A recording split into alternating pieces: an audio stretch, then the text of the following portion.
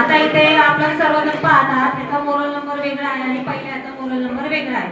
तर आपण सर्वात सुरुवातीला आपण ज्यावेळेस मोरणीसाठी मागणी केली होती त्यावेळी आपण शेजारचे गट नंबर वगैरे त्याच्यामध्ये आपण बरेचसे ऍड केलेले होते. ते पण आपल्याला भूमी अभिलेखच्या अधिकाऱ्यांनी सांगितलं त्याप्रमाणे आपण ते सर्व केलं गेलेलं होतं.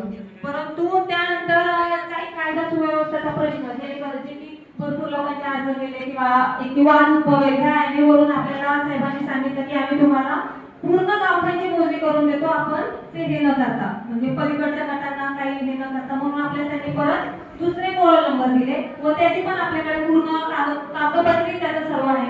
तो पहिला कॅन्सल केला गेला त्यासाठी आणि पुन्हा दुसऱ्या मोरल नंबरवरती आपल्या संपूर्ण गावठांची आपले मातीच्या मध्ये होते त्याच्यामध्ये थोडे सुरुवातीला, परंतु त्यांनी आपल्याला ते ऍड करून संपूर्ण गावठाणाची मोजणी करून त्याची हद्द निश्चिती करून दिली. परंतु नंतर आपल्या लक्षात आलं की त्यांनी आपल्याला ज्यावेळी कप्रत दिली त्या कप्रतवरती आपल्याला अतिक्रमण त्यांनी रंगवून दिलेलं नाही. या संदर्भात मग आम्ही ग्रामपंचायत म्हणून वरती एक पत्रव्यवहार केला की आम्हाला ह्याच्या हद्द निश्चिती पाहिजे.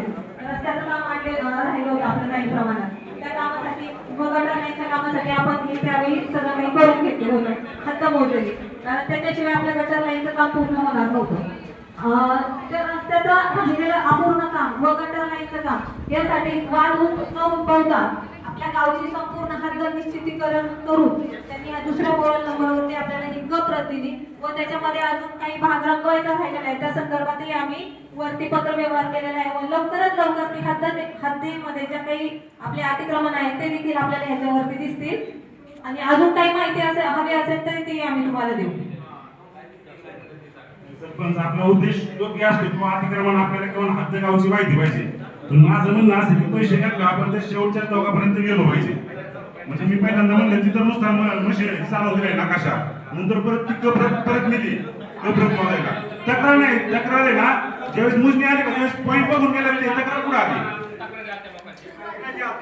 हो आता काका पॉईंट दाखवलं काय पॉईंट सगळे दाखवले होते. नाही फक्त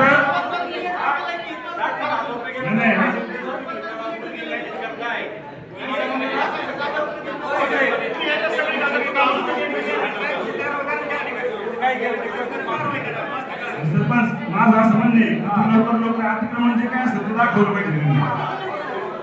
सुरुवातीला त्यांनी हद्द सुद्धा नव्हतं दाखवलं, पाडलं म्हणून नागारी हद्द दाखवलं जास्त नाही ना, हद्द दाखवलं अतिक्रमण दाखवलं सगळ्या